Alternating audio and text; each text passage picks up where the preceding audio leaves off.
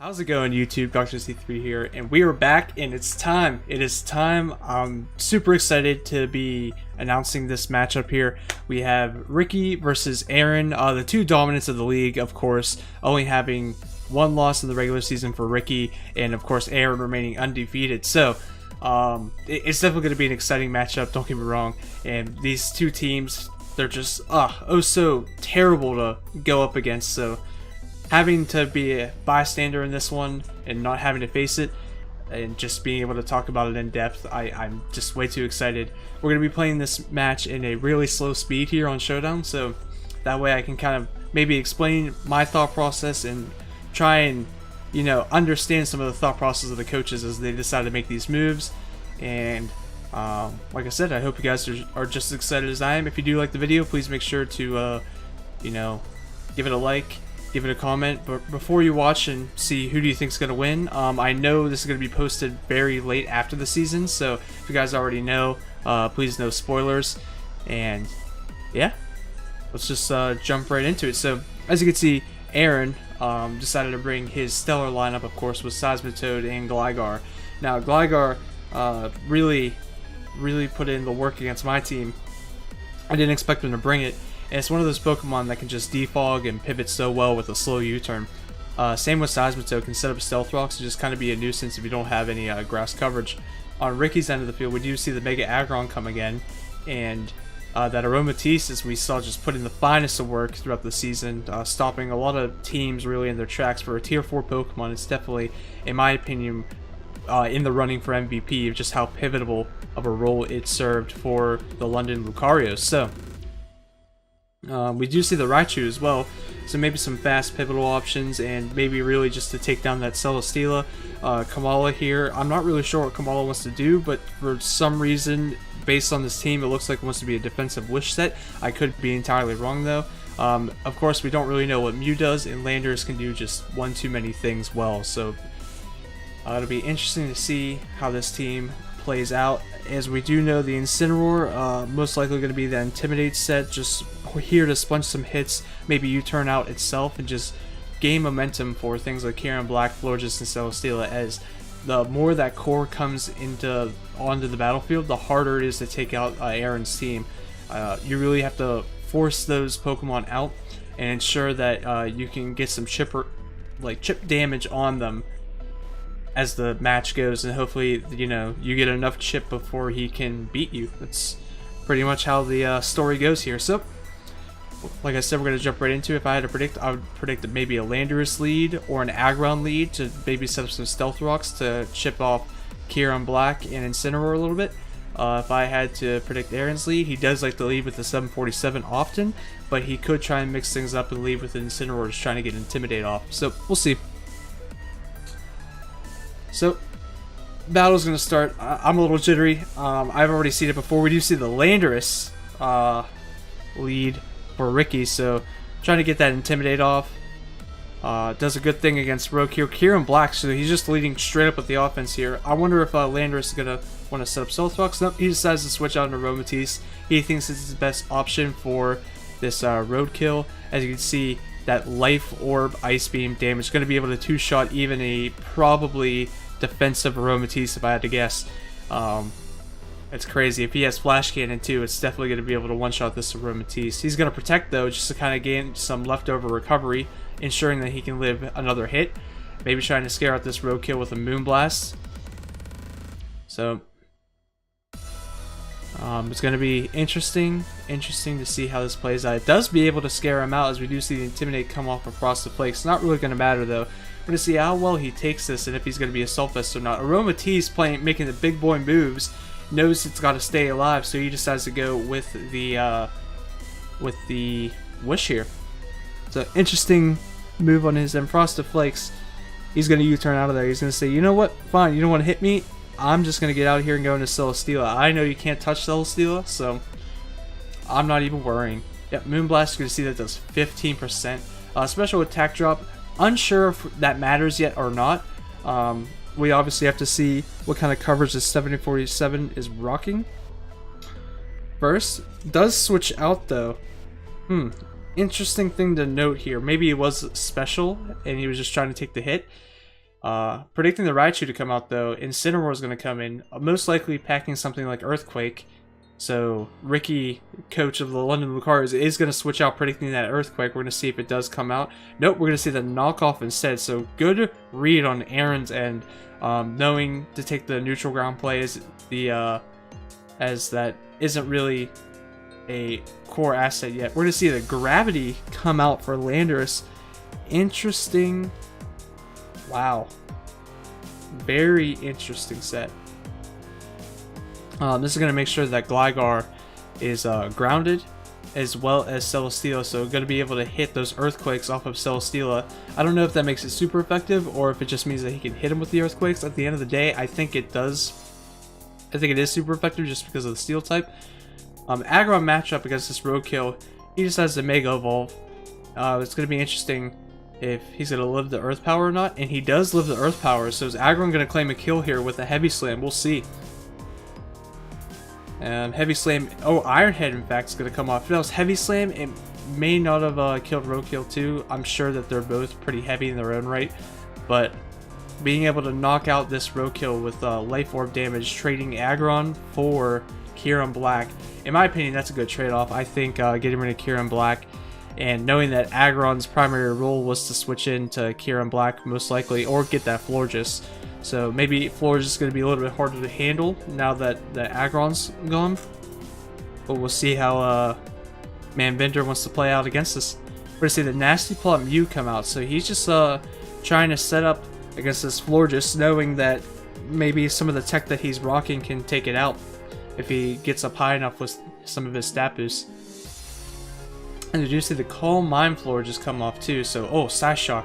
Going to be able to two-shot. Is there another Calm Mind coming up for Florges? Is it going to be a Wish set? Nope, just straight for the Moonblast. So they're both slugging at each other. This is a incredible finale for the CPL. Mew, like I said, is just going to get off these Psyshocks. Going to be able to knock out Florges in 2 shots. So he's already got 2/3 of Aaron's incredible core knocked out. And aside from Mew, he seems to be pretty healthy with most of his Pokemon too. Gonna switch out into Aromatisse as that is his dedicated response to Incineroar at this point, knowing it can take some of these hits. As Incineroar is just gonna try and keep pivoting momentum, U-turning out. He goes on to Celesteela because he's saying, you know what, unless you Z-Gravity me, and unless Raichu comes in, you're going to have a tough time facing me. So he's going to try and play the double, predicting the Raichu to come right back out. As he predicted it right. Now we're going to see if Raichu has any grass coverage. I know it can get it, so it'll be interesting to see. He does not look like he's packing the grass coverage, or he's going to wait until late game to reveal it. As Kamala just comes in, takes the knockoff relatively well, gets rid of his leftovers, so he most likely is going to be a Wish set along with Aromatisse. So some great things to note here. Lancelot, first time Lancelot's going to be hit in the field, and this Gligar here caused some issues for my team. We're going to see if it causes some issues for the Lucarios. As we just see more U-turn momentum, really packing a punch on that Mew, even though it might be defensive Gligar, it still did 30% to this Mew. As Mew's almost fully worn down, we're going to see that Wish does come true. And Mew's already back up to half again. So, Manbender's playing the long game here. He wants to pivot, he wants to get some wishes off, make sure his team is as healthy as possible. Because he knows the only thing that Aaron can do at this moment to stop this pivoting is just to play the mid-ground plays and just spam knockoff and get rid of some items and just do that chip game that I was talking that Manbender should be taking. We see the Wish Protect come off for Aromatisse. Actually, I'm sorry, the Wish gets the burn off of the Flare Blitz too. Quite unfortunate for Aromatisse, as it is going to take 12% from that Wish passing if he decides to stay in and Wish Protect and shenanigans like that. But Landorus going to come out on that 747. Now is his time to set up another Gravity if he wants to, but he's just going to double out into Raichu, predicting something. I don't really know what that double is for. Very interesting play in my opinion. We know he is packing the Z Gravity. He's just really switching away. He hasn't really clicked a offensive move here in 3 turns. So this was a DS match. It would have been a very, very long one. We're already on turn 24 here. As Gligar is just going to throw off some Earthquakes, try and chip this Kamala. It's not going to be able to two-shot the Kamala. Well, actually, it is going to be able to two-shot the Kamala, but we do see the Protect finally come out. So Kamala is also Wish Protect along with Aromatisse, and that is why the London Lucarios here are packing so much bulk between the two of them, because they know they can just preserve longevity if they keep doing this. Looks like it's going to be a Stoli war between Kamala and Gligar, as he's just going to try and Wish Protect again, unless he's going to want to try and pass it and leave Kamala in the dust here. He does decide to pass it. He wants Mew back up to full again. He knows this Nasty Plot Mew can put in the work if he stays up at full, as Gligar does make the prediction here and go for the U-turn this time.